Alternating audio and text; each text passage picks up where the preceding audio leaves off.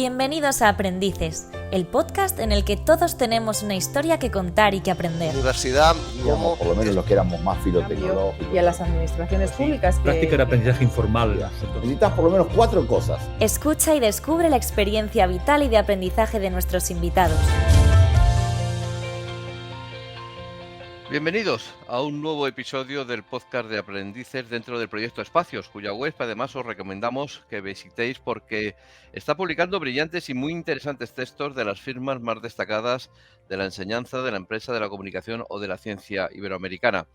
Hoy en Aprendices tenemos la suerte de contar con la presencia de Amador Fernández Sabater. Él dice de sí mismo que mezcla actividades intelectuales y políticas, es autor de varios libros, es también editor de Acuarela Libros, es codirector de la revista Archipiélago y un activo activista que se autodenomina filósofo pirata.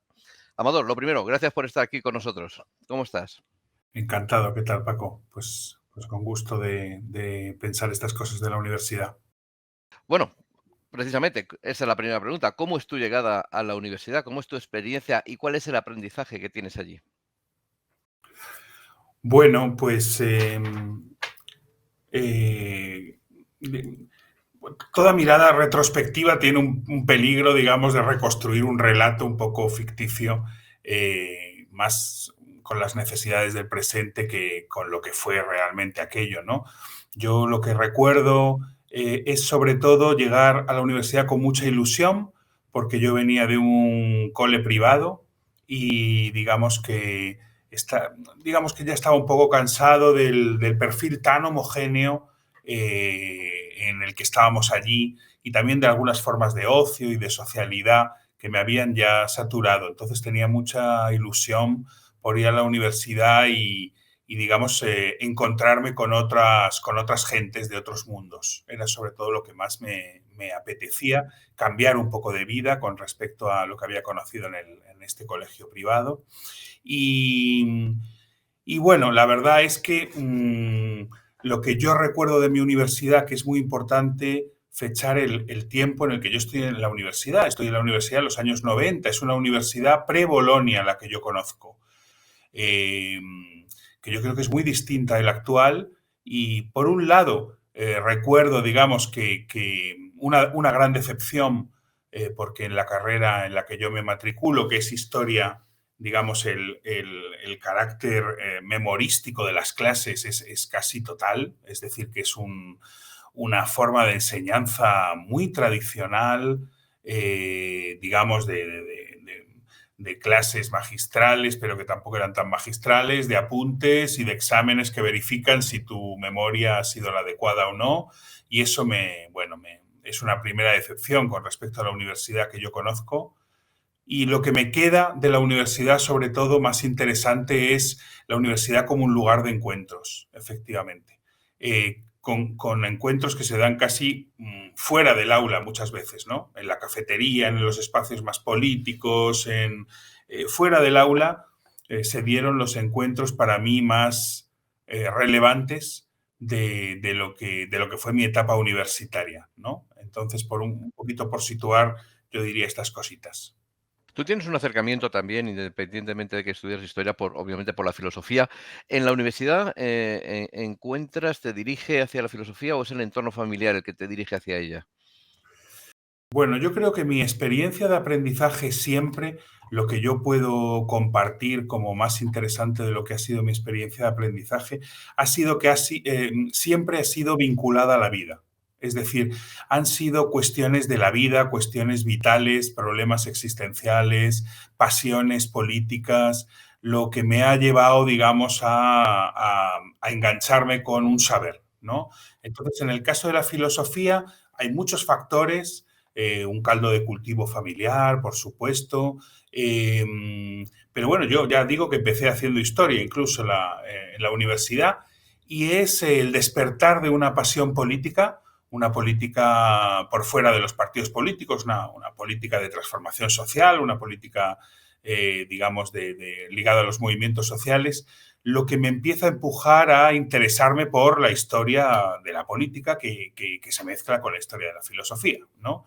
Entonces me empieza a llevar a leer a Bakunin, a leer a Marx, a leer a los clásicos, a leer Mayo del 68, y de alguna manera por ahí, a partir de un encuentro y el despertar de una pasión política, empiezo, digamos, a acceder a la filosofía, ¿no? Tu visión precisamente política, un poco de la realidad, la verdad es que te ha llevado a menudo a reivindicar la construcción de formas de vida que parecen estar alejadas un poco de los intereses universitarios más o menos tradicionales. ¿Crees que la universidad ha renunciado a la reivindicación de pensar verdaderas alternativas? Yo, bueno, ya digo, yo realmente creo que mi experiencia de aprendizaje siempre estuvo signada por un engarce entre lo existencial y lo intelectual. Es decir, que mi carrera, digamos, yo he ido aprendiendo lo que he ido necesitando aprender. Y de hecho, me acuerdo que entre los amigos que estudiábamos historia hacíamos incluso una broma que es preguntarnos unos a otros si sabíamos de un solo acontecimiento que había ocurrido en el siglo X, por ejemplo, ¿no? Y ninguno sabía mencionar ningún acontecimiento. Es decir, que un acercamiento autodidacta, por supuesto, tiene riesgos porque tiene estas inmensas lagunas, pero por otro lado, los saberes que tú vas interiorizando al ser saberes, digamos, que entran vinculados a una pasión política, a una pasión, no se olvidan, se quedan como tatuados en la piel, ¿no? Entonces, realmente en la universidad me encontré muy poco de esto. Encontré una dificultad para vincular lo existencial y lo intelectual muy grande, ¿no? Que ya viene siendo una marca de identidad. La universidad es, me parece, ya Foucault el que analiza cómo las primeras universidades ya se da un desgajamiento, digamos, de, por un lado, el saber es algo que se transmite objetivamente, es una cuestión de información, es una cuestión, digamos, de asimilación de contenidos, y por otro lado están los afectos, las pasiones, que deben quedar fuera de la universidad porque según la matriz clásica occidental son una interferencia para el conocimiento, ¿no? Recordemos que Platón dice aquello famoso de que para pensar hay que arrancarse los ojos. Lo sensible engaña a la hora de pensar y hay que dejarlo fuera del ámbito de conocimiento. Y me parece que esto de alguna manera ha determinado que en las universidades el vínculo que yo buscaba todo el rato entre lo que me apasionaba y lo que quería saber estaba cortado, y yo creo que más aún en la universidad posterior a la que yo conocí, la Universidad de Bolonia, que está ya totalmente orientada al mercado, ¿no? Sí, porque este es un elemento de la universidad actual, están demasiado supeditadas estas universidades a meros intereses laborales o empresariales, o es un elemento fundamental al unir la realidad del mercado con la necesidad de los universitarios, o en realidad hemos perdido esa formación un poco transversal y más humanitaria que nos da capacidad para pensar. O sea, yo, digamos, el elemento más positivo de lo que recuerdo de mi experiencia universitaria es que podíamos hacer la carrera prácticamente sin tocar la clase, sin acudir a clase. Yo recuerdo realmente que es que desde a partir de segundo de carrera, no sé si es muy edificante mi mensaje, pero a partir de segundo de carrera prácticamente no acudo a clase, porque eran todo clases, digamos, donde se impartían apuntes y con que tú te hicieras con los apuntes al final del curso podías acudir al examen y sacar una buena nota. Así de despersonalizado era el método de enseñanza, ¿no? Entonces, digamos, lo que recuerdo mejor de la universidad que yo conocí es la cantidad de tiempo disponible que teníamos. Cantidad de tiempo disponible que yo empleaba muy activamente en hacer una revista con los amigos, que fue mi verdadera universidad. Mi verdadera universidad fueron los amigos. Teníamos un grupo que hacíamos tertulias entre nosotros, nos enseñábamos los saberes que íbamos teniendo, el que sabía más de arte, el que sabía más de poesía, el que tenía un interés por la filosofía. Hacíamos lecturas y nos íbamos compartiendo recíprocamente lo que conocíamos. Y luego mi participación en las actividades políticas, en un colectivo y más tarde en la Asamblea de Geografía e Historia, ¿no? Esas fueron mis verdaderas universidades, ¿no? Y yo creo que, digamos, aquí he perdido un poquito el hilo de tu pregunta, Paco, perdona. Un poco retomándola en estos entornos que estás contándonos, un poco que son entornos de conversación, del tiempo libre que tenías, un poco desde la charla cafetería a la asamblea, desde la editorial a una revista. Ahí se aprende, ese es un proceso de aprendizaje, obviamente, pero ¿hasta dónde llegan sus desarrollos? ¿Cómo se transforma lo que tú, ese conocimiento que adquieres en acciones concretas? Bueno, ahora me he acordado yo de la pregunta anterior, aunque tú no me la hayas dicho. Es que, bueno, me parece que realmente, por lo que, aunque yo ya no frecuento la universidad, nunca volví a ella por motivos laborales, simplemente he tenido contactos puntuales, pues hay charlas que me han invitado a dar o amigos que están en la universidad. Me parece que la presión al rendimiento, la presión a hacer de la universidad una empresa, que sería, digamos, la seña, santo y seña del neoliberalismo, que cualquier institución se funcione ya ella misma como una empresa y cada uno de nosotros como un empresario de nosotros mismos, ¿no? Me parece que esto es lo que de alguna manera se ha intensificado. Ese tiempo flotante del que yo todavía disfruté, me parece que ya no existe en la universidad actual, post-Bolonia, en la que, digamos, todos los tiempos están puestos al servicio de un saber puramente, digamos, muy orientado al mercado, muy evaluado en términos de mercado y que hace de cada uno de nosotros un investigador en competencia con otros en la fabricación de un saber cuyo valor de uso está totalmente subordinado al valor de cambio, ¿no? El valor de uso, es decir, que digamos, el saber pueda tener una influencia, un aporte en los problemas de la sociedad, queda subordinado a su valor de cambio, es decir, a, digamos, apostar a un valor cuantitativo que pasa por puntuar en unas revistas inglesas que nadie lee y que no tienen ningún tipo de impacto en la vida de la gente, ¿no? Entonces me parece que todo este fenómeno, hacer de la gente investigadores que tienen que publicar en unas revistas pautadas de antemano que nadie lee pero que están puntuadas a lo alto, fabricar papers sin parar, sin que el paper tenga nada que ver con lo que nos está interesando escribir, lo que nos está interesando pensar, la experimentación con la escritura que queremos hacer. Todo eso son rasgos que se han intensificado brutalmente después de mi paso por la universidad con, digamos, el devenir neoliberal de la universidad, ¿no? Un rasgo tuyo que permanece a lo largo de todos los años es el activismo. Antes decía un activista muy activo y es una actitud con la que te sientes más o menos cómodo y en tu web entiendo que casi te sientes más cómodo con la actitud del pirata, un concepto que entiendo que te gusta. Voy a leer textualmente porque te refieres a tu web como un cofre de ideas y dices que pirata es porque leo.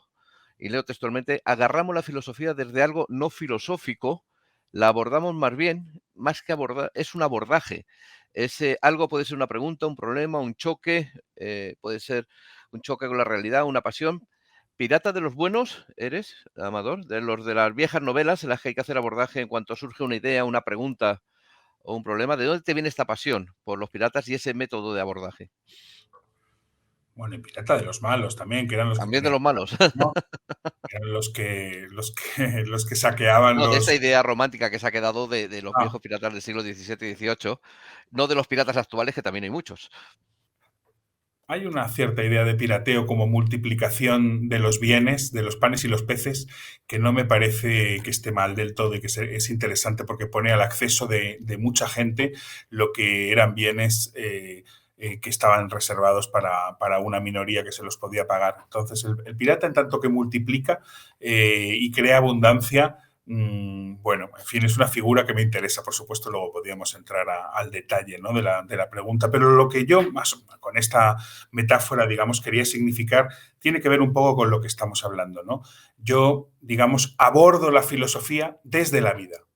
desde lo que me está pasando, desde lo que me interesa, desde mis preguntas, desde mis pasiones, desde mi momento, es desde donde abordo la filosofía. Por eso la imagen del pirateo, porque la asalto desde fuera, desde un lugar que no es exactamente el de la filosofía. Yo no me encuentro cómodo en el circuito interno de la filosofía.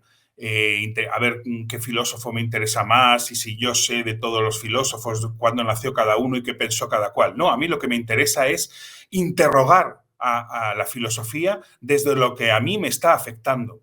Y entonces me parece que es cuando tú recibes las mejores respuestas de la filosofía, cuando precisamente la abordas un poco a la pirata desde fuera, desde otro sitio que no es el mero marco filosófico, ¿no? Porque para mí todos estos rasgos que has mencionado antes de la asamblea, de la conversación, es precisamente que para mí lo humano es la construcción de sentido de qué hacemos al estar aquí vivos, de qué hacemos en la universidad, de qué hacemos en cualquier cosa. Hay que construir un sentido precisamente para no ser pensados por otros, para que otros no construyan nuestro sentido de lo que hacemos. Tenemos que pensar nosotros qué es construir sentidos desde lo que nos pasa. Y la conversación es precisamente el modo de fabricar sentido y de orientarte con otros, con los amigos, con los que mejor se piensa, ¿no? Y en la asamblea también, intentar, recuperar la capacidad de pensar la vida en común con otros, ¿no? Y de fabricar sentidos sobre ellas que no nos vengan dados. Entonces, en este sentido,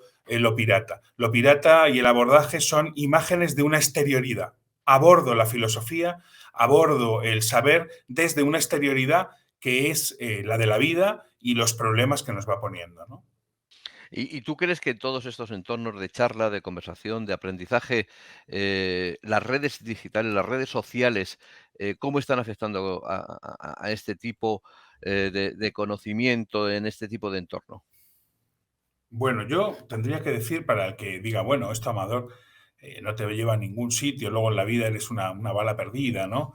Yo puedo decir que sí, que todos los trabajos que he encontrado en mi vida tienen que ver con saberes que he adquirido fuera de clase, realmente. Y es así. Entonces, bueno, que también hay maneras de inventarte un trayecto, inventarte incluso un trabajo, inventarte una manera de unir pasión y remuneración por fuera de los saberes establecidos, ¿no?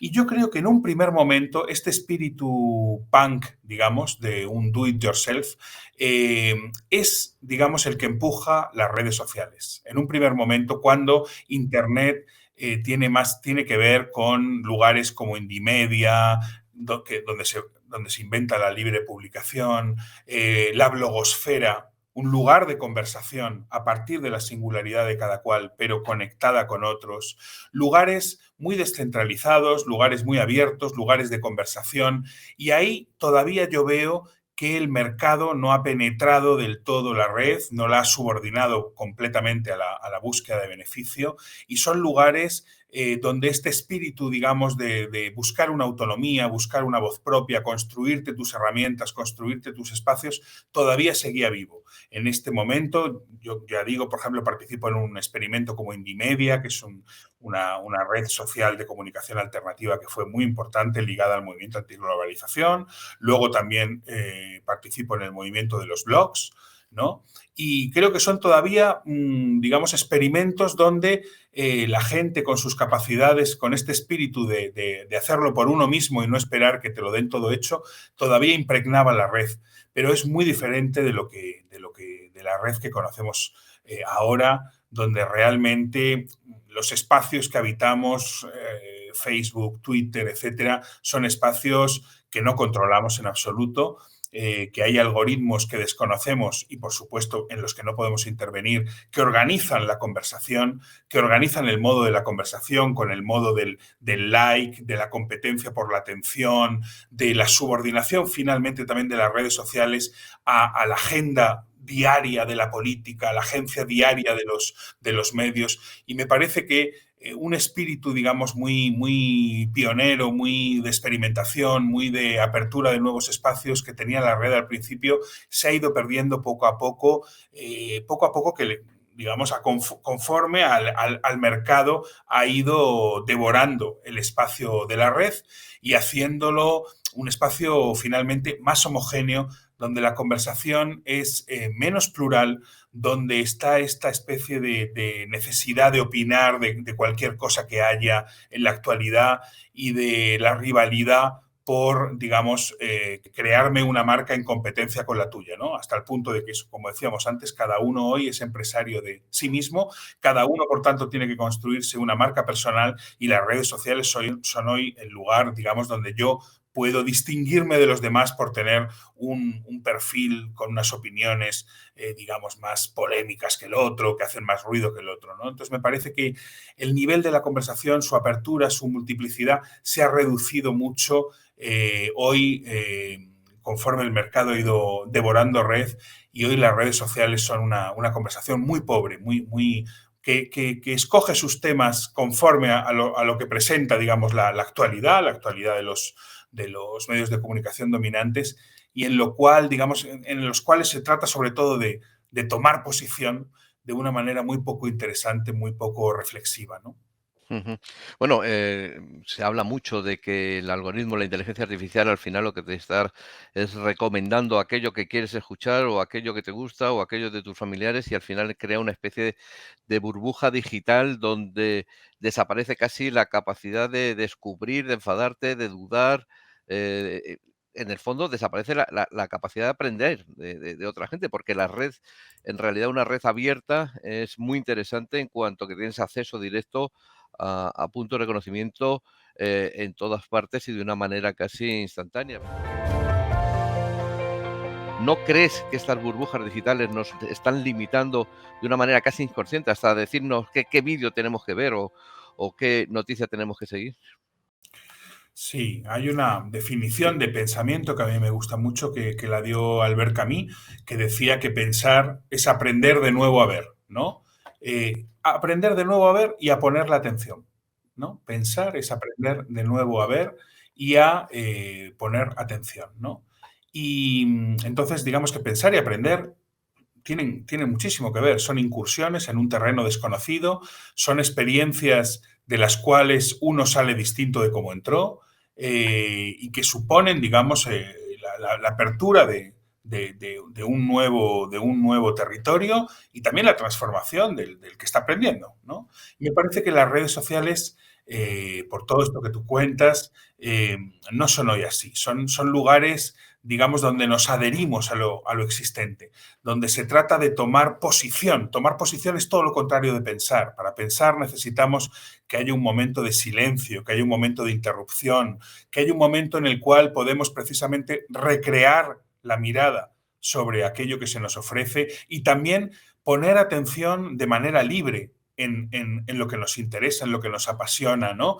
Y hoy me parece que también, digamos, nuestra atención es una mercancía de primer orden en todo lo que se llama la economía de la atención, y está altísimamente capturada, movilizada, dirigida hacia, digamos, algunas mercancías sobre las cuales hay que tomar posición o de las que hay que hablar, o etcétera, etcétera, ¿no? Entonces me parece que hoy las redes sociales no son un lugar de pensamiento, en tanto que el pensamiento tiene que ver con un cierto silencio, tiene que ver con una elección de los temas de pensamiento y con ser capaces, digamos, de proponer nuestras propias preguntas y también de ensayar respuestas nuevas. Me parece que esto es un gesto muy distinto al que hoy gobiernan las redes sociales, que es tomar posición dentro de con respecto a unos temas que nos vienen prefabricados y dentro de un casillero de posibilidades que también nos viene a priori, ¿no? Ujú. A la hora de hablabas de tomar posición y del activismo, yo creo que un momento muy significativo de los últimos años de la historia de España fue el 15M, unos días y unos acontecimientos que sacudieron toda la sociedad española. ¿Qué supuso para ti ese momento? ¿Cómo lo viviste? ¿Qué aprendiste y qué te decepcionó de aquello? Bueno, me parece que el 15M podemos pensarlo como un momento de pensamiento, una irrupción del pensamiento colectivo, que era, por cierto, una metáfora que se utilizaba mucho en el 15M, en la sociedad, en el centro de las plazas de todas las ciudades y los pueblos de España, ¿no? En el sentido de que hubo un gesto de interrupción, precisamente, hubo un gesto de interrupción, hubo un gesto de rebeldía, hubo un gesto de desobediencia, hubo un gesto de decir, no, ya basta, hasta aquí, ¿no? No queremos, digamos, comernos vuestra gestión de la crisis, ¿no? Este lema que era vuestra crisis no la pagamos. Y luego todo un proceso muy interesante de aprender a pensar con los demás, que es un aprender a un pensamiento político, aprender a pensar con los demás, aprender a escuchar, aprender a engarzar mi palabra con la del otro, aprender a llegar a una verdad incluyente, que no sea una verdad, digamos, que relegue al otro, sino que incluya al otro. Esto era el trabajo de las asambleas, ¿no? Entonces, es un aprendizaje colectivo y político de primer orden, ¿no? Por supuesto, un aprendizaje que era dificilísimo, que era muy lento, que tenía 1000 problemas, pero ¿cómo no va a tener problemas el hecho de tratar de tomar más protagonismo en las cuestiones que nos afectan y ser capaces de pensarlas y de decidir algo con respecto a ellas con otros, ¿no? Eso es un proceso que, puesto que no estamos educados para ello, porque estamos educados en un mundo en el que somos todo el rato objetos de los poderes, pero nunca sujetos de nuestra propia vida, pues, digamos, hay que empezar casi desde cero. Y eso fueron las plazas, ¿no? Un lugar de interrupción. No vamos a hablar de los temas que decís que hay que hablar, no vamos a hablar de las maneras que hay que hablar, es decir, no vamos a elegir entre el PP y el PSOE, por eso el 15M decía PSOE, PP, la misma mierda es, no vamos a elegir ni vuestros temas ni vuestra manera de enfocar los temas, es decir, interrupción, que es lo que se necesita para pensar, y luego vamos a abrir espacios donde sea posible volver a escucharnos, y volver a pensar juntos, ¿no? Y esto eran las asambleas del 15M. Ese fue el aprendizaje para mí, por excelencia, en un proceso, por supuesto, que requería unas dosis de paciencia muy grandes que no todo el mundo tenía también, ¿no?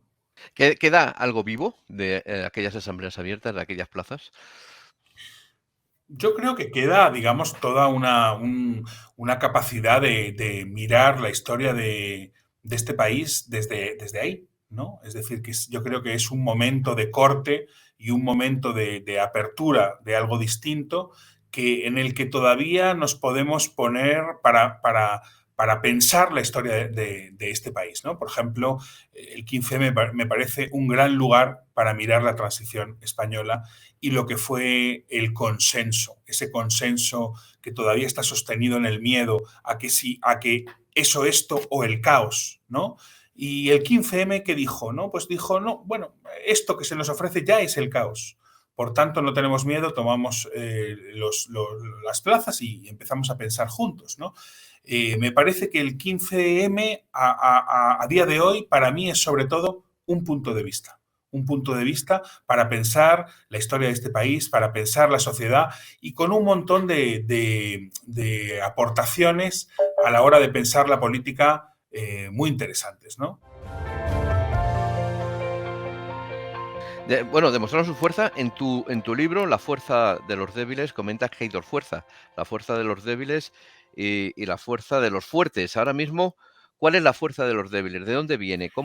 ¿Quién la activa? Bueno, la fuerza de los fuertes es siempre una fuerza digamos, que tiene la amenaza como fundamento y el poder, digamos, ¿no?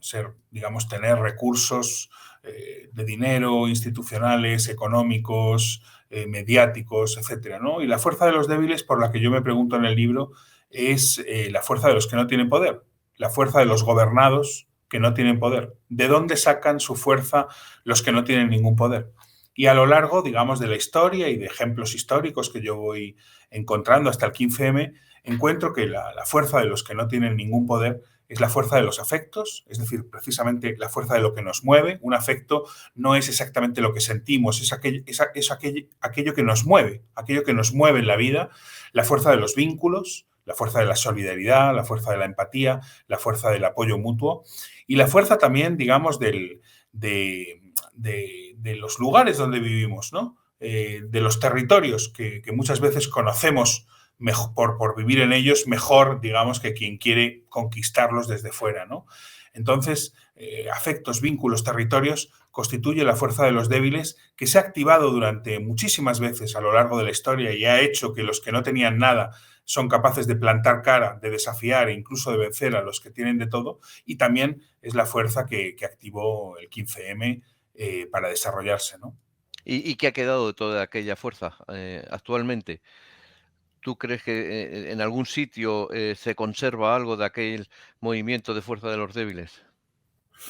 Bueno, yo creo que, por ejemplo, después del 15M hubo un movimiento, como fue el movimiento feminista, que de alguna manera su fuerza arraigó en el mismo sitio, la fuerza de los cuerpos, cuando ya dicen que no, porque la situación ya no basta, cuando abren espacios de pensamiento colectivo, cuando toman la calle, cuando se hacen protagonistas de lo que quieren, ¿no? La fuerza del feminismo, sin venir exactamente del 15M, pero es una fuerza que abreva, digamos, en el mismo lugar, ¿no? Y me parece que también fue estos lugares, digamos, donde abrevó pues, el movimiento ecologista, ¿no? El movimiento, digamos, que sobre todo antes de la pandemia estaba empezando a coger una fuerza con movimientos como Fridays for Future, Extinction Rebellion, y que estaba también, digamos, creando una pregunta colectiva sobre cómo estamos en relación con el mundo en que vivimos, ¿no? Todos estos movimientos me parece que sacan su fuerza del mismo lugar que el 15M, ¿no? Y que de alguna forma consiguieron calar en el resto de la sociedad, ¿no? De alguna forma muchas de esas ideas han ido impregnando y han sido asumidas, ¿no? Bueno, sí, No, pero no, no quizá en la magnitud o en la totalidad o en el desarrollo que decían ellos, pero que sí se han extendido.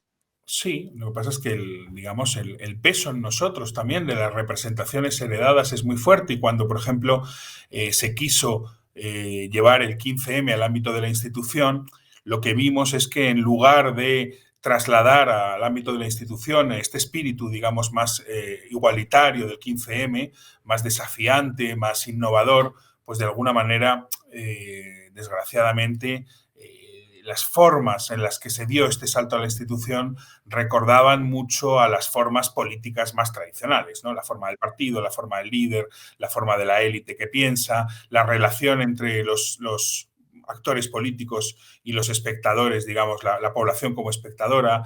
Es decir, los cambios sociales son difíciles, la inercia de las representaciones y de las maneras de pensar heredadas es muy fuerte y, en fin, los cambios no son evidentes y se trata de una apuesta a largo plazo y de insistir en algunas cosas, digamos, de manera, una apuesta casi sin garantías, ¿no?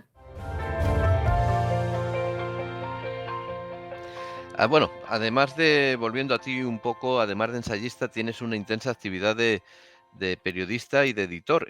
¿Cómo vives estas experiencias? ¿Cómo son estos aprendizajes en esas funciones? Bueno, realmente yo creo que son diversos disfraces. No es que yo tenga diversos oficios, son diversos disfraces para hacer siempre lo mismo, que es intentar, digamos, pensar con otros y a veces pensar con otros con los que no estás en presencia, como puede ser, por ejemplo, publicar un artículo, ¿no? Entonces, me parece que todo mi labor, haciendo entrevistas, por ejemplo, en el Diario Público, luego intentando acompañar el 15M en el diario.es, ahora en Contexto, son formas, digamos, de librar lo que a mí me gusta llamar el combate del pensamiento, ¿no? Mostrar que, bueno, también puede haber un pequeño hueco en los medios de comunicación para pensar, para elegir tus propios temas, para intentar no opinar en el casillero preestablecido, para intentar crear lenguaje, para intentar escribir de otra manera, ¿no? Entonces, de alguna manera, editor, periodista, ensayista, en realidad son disfraces con los cuales una y otra vez yo intento hacer lo mismo, que es colocar pensamiento, un pensamiento, digamos, que quiere hacer una subversión, digamos, de la manera de entender este mundo, de la manera de pensar en los diferentes medios, ¿no? A través de un libro, a través de un artículo, a través de una entrevista, pero siempre es, digamos, modos de pasar, a mí me gusta la imagen del pasador, ¿no? Pasar pensamiento a